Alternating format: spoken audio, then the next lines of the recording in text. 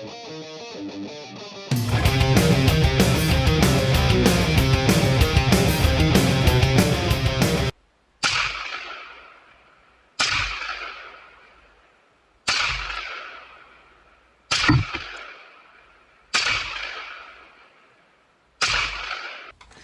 everybody, how's it going? Thanks for checking in again. I figured I'd bring another review to the channel. Everybody seemed to like the last one so much. Here I'm going to bring a little bit more popular products, things that are a little more well-known, so I know that I'm not the first person to review them on YouTube, but I hope that you really appreciate what I'm bringing to the table. Today we're going to be comparing two different AR-15 lowers. The DPMS A-15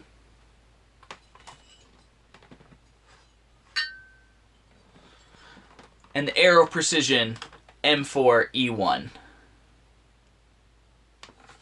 So to start with, we can go over the DPMS lower here. I'll try to hold it up and get it in frame. I'm sure you all are familiar with it. It's pretty standard. It's forged 7075 T6 aluminum, so that's going to be pretty regular for your lowers, except for your really high-end.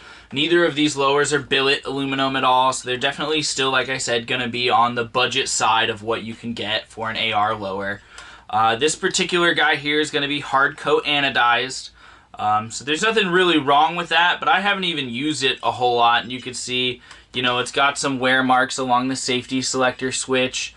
Down in here where your trigger springs sit. It definitely is not the most robust coating available on the market.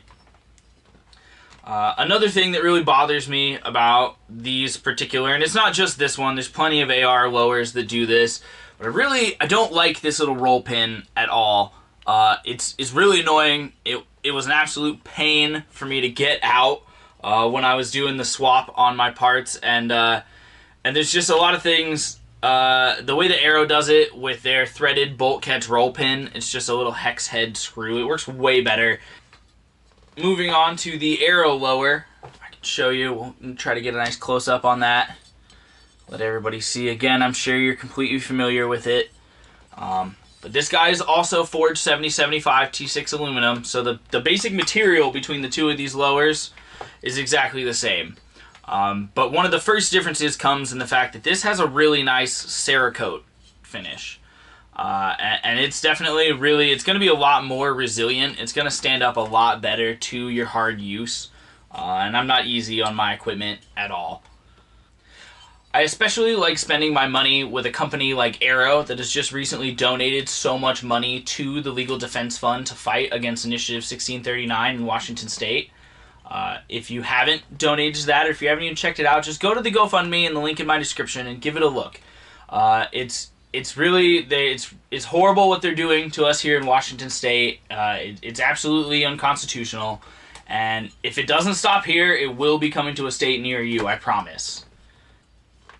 Anyway, on a different note, another thing I had mentioned previously that I really love about this particular unit, I don't know if you're going to be able to see it, but it's got this threaded bolt catch release here. Instead of having a roll pin, it's just a threaded screw, and it makes it so much easier to get in and out.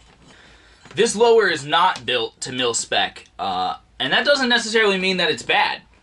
It just means that it actually does a couple things outside of the military specifications.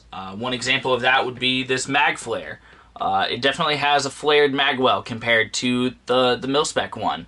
And I love that. It makes it really easy to seat magazines. You know, it's easy to really go on the fly. Another thing you could see is it has a built-in forged trigger guard here at the bottom. And it's not something you could replace. And again, that limits the amount of aftermarket mag wells that you can get. But this one has a pretty generous one. And I think that this is a good addition as well. It's just one less pin that could fall out. One less thing that I think can break. Additionally, another thing that I really appreciate about this lower, I'm not sure, I'll try to get the light on it, there we go, is it actually has symbols for safe and fire. I prefer that to regular markings of safe and fire, and that's very much a personal thing. It doesn't affect the performance at all. So when we're comparing these two lowers, I think there's one last thing to take into consideration, and that's going to be price. Now obviously price is going to vary a lot on where you live and who you're buying it from. But this particular DPMS lower right here, the A-15, I found this on Cheaper Than Dirt for about $98 before shipping. So depending on where you live and what your shipping's going to be like, taxes, all that, you're looking at about $98 a piece. These Aero lowers I bought from Sporting Systems, and I don't know if they're still doing the sale anymore, but when I went in there, they were doing a sale specifically to also raise as much money as they could for the Legal Defense Fund against Initiative 1639.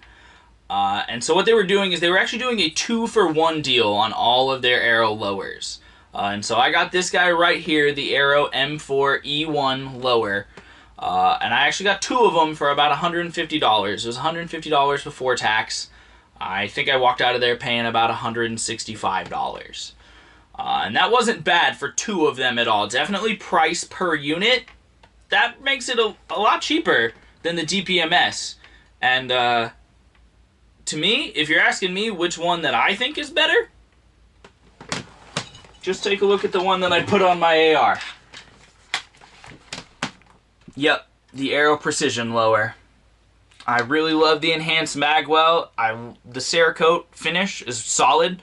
I put about 150 rounds through it when I was at the range. I'll go ahead and link that video here.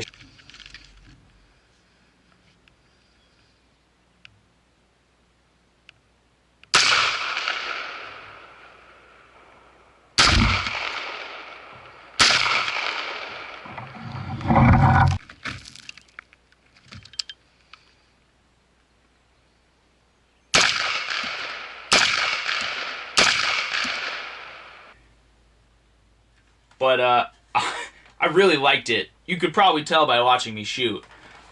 It works great. It's an absolute tank. The mag was super easy with the magwell. Didn't have any problem during mag changes. It fit all of my parts absolutely perfectly. If I'm being honest with you guys, I didn't even lube the lower at all. I just swapped the parts over and took it out and started shooting. And it worked great.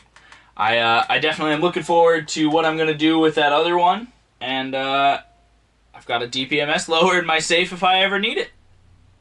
So thank you everybody for tuning into another video. If you have any questions, I'll try to have as much links in the description below as possible. If those don't answer their questions, please leave me a comment. I love to hear what you guys are thinking. It's really the main reason I'm making these videos is going to be that community engagement. Thanks a lot for watching my video, guys. We'll see you next time.